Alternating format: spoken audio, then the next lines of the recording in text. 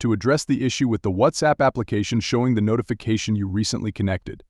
Please try again in 48 minutes. There are multiple steps you can take to resolve it. Initially, adhere to the security protocol and wait for the specified 48 minutes. This measure is in place to thwart unauthorized access attempts.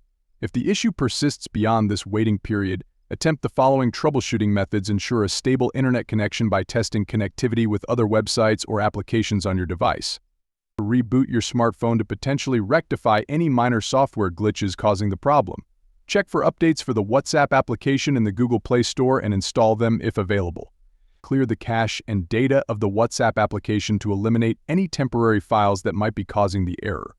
You can accomplish this by accessing the app's information, stopping it, and clearing its cache and storage. If the problem persists despite trying the aforementioned steps, consider uninstalling and then reinstalling the WhatsApp application from the App Store. This process can eradicate any persistent issues by starting afresh. If you're still encountering difficulties with the WhatsApp application, reaching out to WhatsApp support team for further assistance is advisable.